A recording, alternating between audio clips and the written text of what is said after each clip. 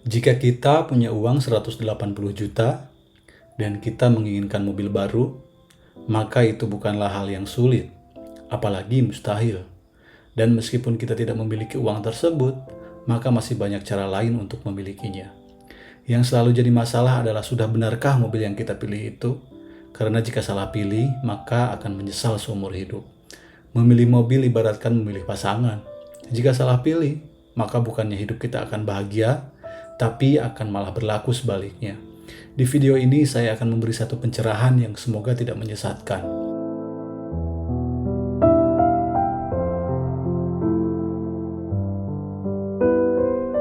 Suzuki Espresso. Hal pertama yang terbayang di pikiran kita, mungkin ini adalah secangkir kopi dengan gelas mungil. Ya, saya pun awalnya seperti itu jujur saja. Tapi ini adalah sebuah mobil mungil berpenumpang 4 orang yang berwarna orange. Sekali lagi saya ingatkan, mobil ini harganya 180 jutaan untuk yang manual dan 190 jutaan untuk yang otomatis. Setidaknya pada saat video ini dibuat. Harganya bisa berbeda tergantung di pulau mana kita tinggal, dan kebetulan mobil ini ada di Pulau Bali. Mobil ini dijual dengan dua tipe, yaitu manual transmission atau MT dan auto gear shift atau AGS. Yang sebetulnya AGS itu mirip banget sistemnya dengan automatic manual transmisi atau AMT jika di mobil lain. Tetapi Suzuki lebih suka menamainya dengan AGS. Ya, terserah Suzuki.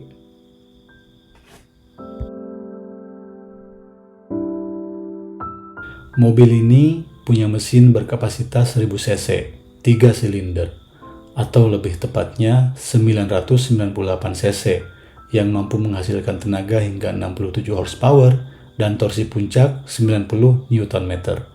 Tidaklah begitu spesial kalau melihat dari angka-angka tersebut, tapi mari kita coba dan rasakan sendiri bagaimana kenyamanan berkendaranya. Dan tentu saja keiritan bahan bakarnya, karena inilah yang kita semua mau dari sebuah LCGC. Meskipun tentu saja kalau irit itu pasti akan berpengaruh pada tenaganya. Tidak ada yang namanya kendaraan irit tapi full power, kecuali Ultraman mode tantrum.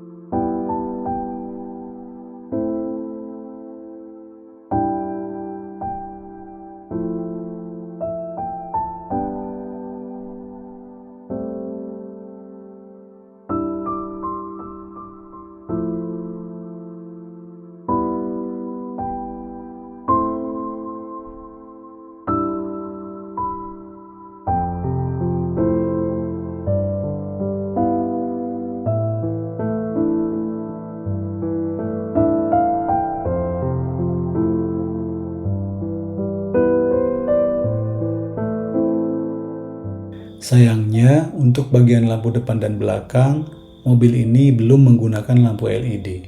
Tidak seperti mobil-mobil keluaran tahun 2024 pada umumnya.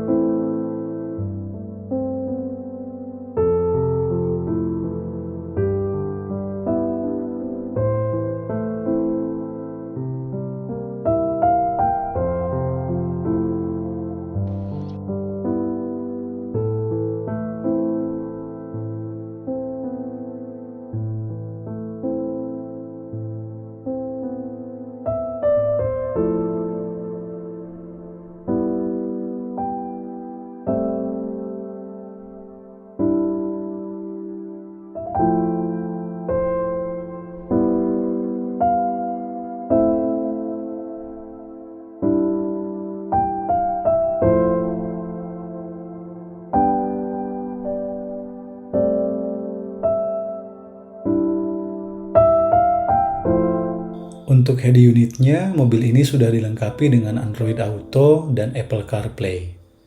Tapi sayangnya untuk setirnya belum bisa tilt dan teleskopik, sehingga kita tidak bisa merubah posisi setir sesuai yang kita inginkan.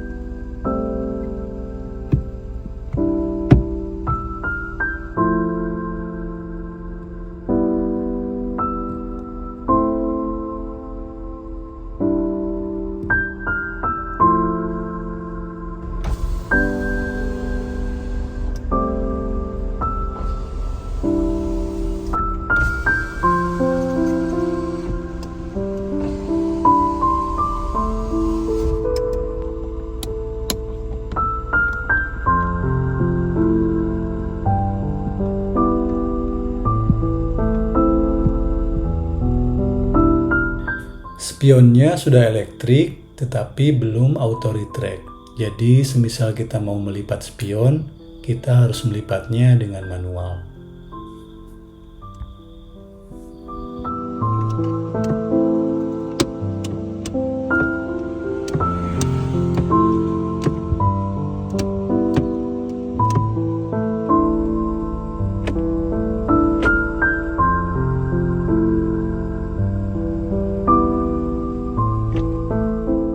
Mobil ini matic, tapi kalau bosan kita bisa memindahkannya ke mode manual. Dan tuas persnelingnya bisa dijadikan sebagai gear shift. Ke belakang untuk menaikkan gigi, dan ke depan untuk menurunkan gigi.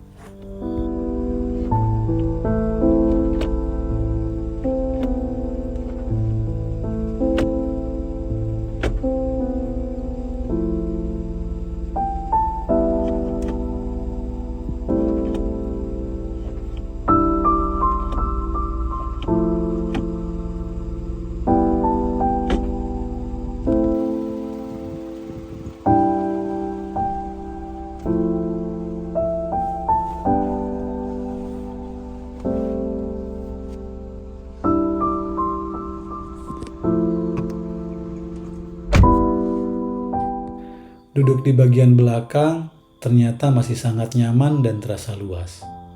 Tetapi sayangnya, untuk kaca jendela kita harus memutar tuas, karena belum power window, melainkan window by power.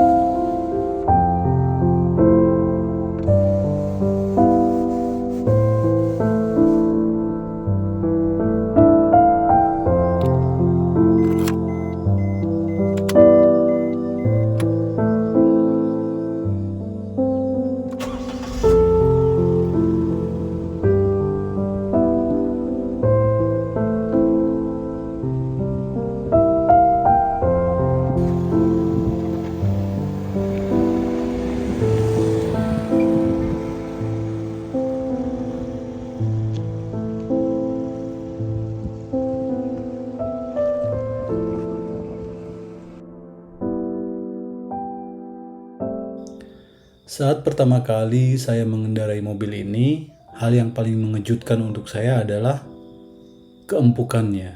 Jadi, saya bisa bilang Suzuki berhasil meracik mobil ini supaya shock breakernya itu benar-benar nyaman gitu. Meskipun mobil ini kecil, tapi shock breakernya lumayan empuk.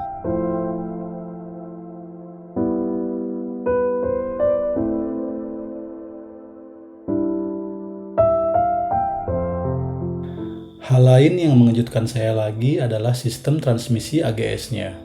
Di setiap perpindahan gigi akan sangat terasa kalau ada jeda. Sesuai namanya, AGS yang artinya mobil ini adalah mobil manual yang dibuat menjadi otomatis. Saya malah suka mobil ini saya posisikan di manual saja. Jadi biar saya sendiri yang memindahkan tuas persenelingnya. Ya mungkin ini hanya soal kebiasaan saja.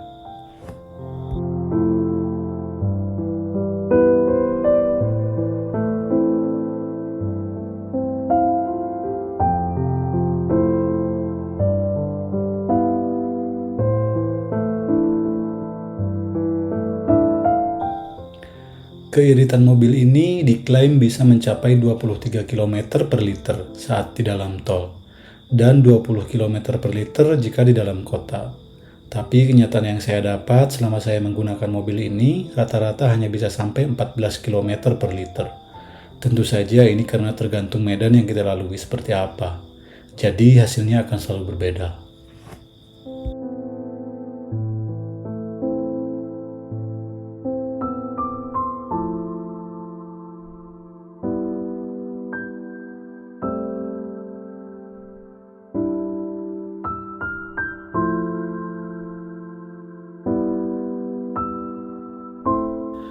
Anggap saja kita memiliki uang 180 juta cash di saku, lalu berniat membeli mobil yang benar-benar bisa membantu aktivitas kita sehari-hari.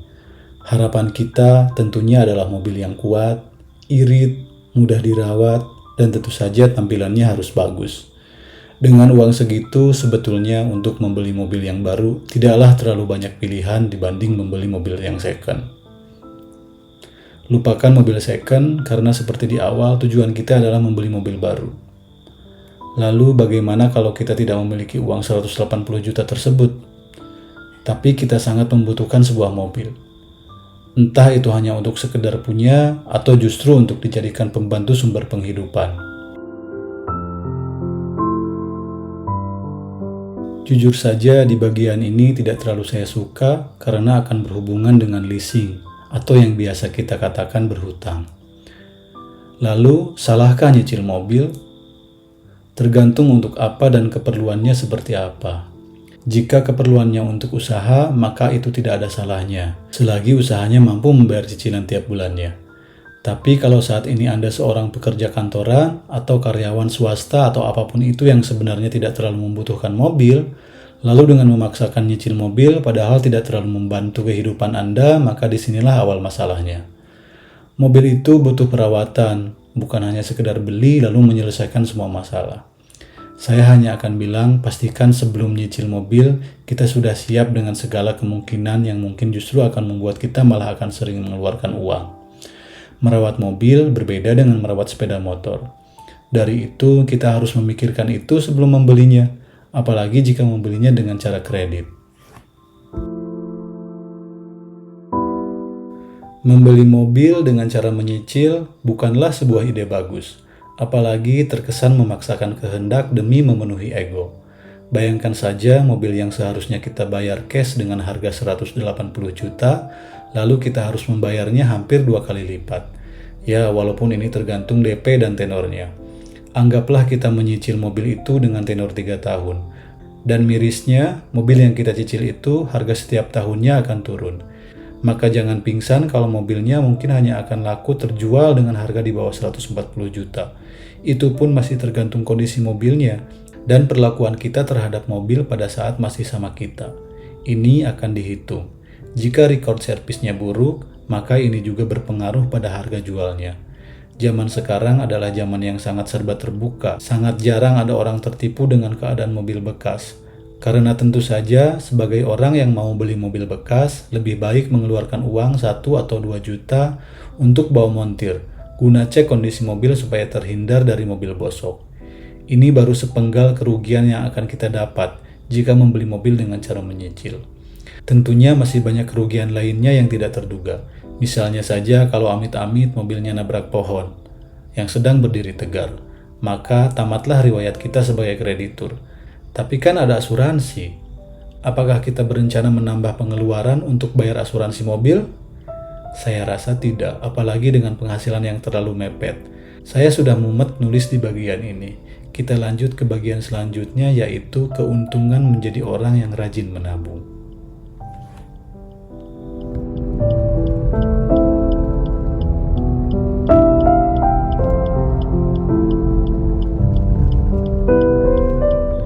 Di dunia ini ada orang yang kalau menginginkan barang apapun, jika baginya belum mampu untuk membelinya, maka orang itu memilih untuk menabung terlebih dahulu, alih-alih nyicil sebuah kerugian. Orang macam inilah yang sesungguhnya patut kita acungi jempol dan sangat patut untuk ditiru. Saya akan menceritakan salah satu bagian terbaik dari orang yang memilih untuk menabung terlebih dahulu.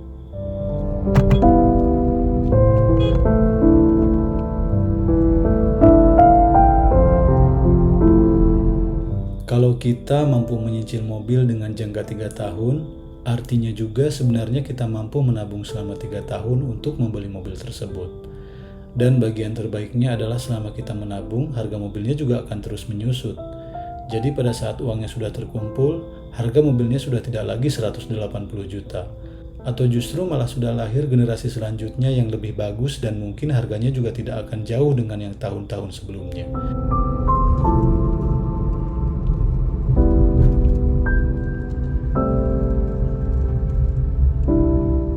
Sekali lagi, tidak ada salahnya nyicil barang atau apapun itu asalkan barang tersebut membantu kita meringankan beban hidup di dunia ini dan bukannya malah menambah beban baru yang justru mengurangi nafsu makan.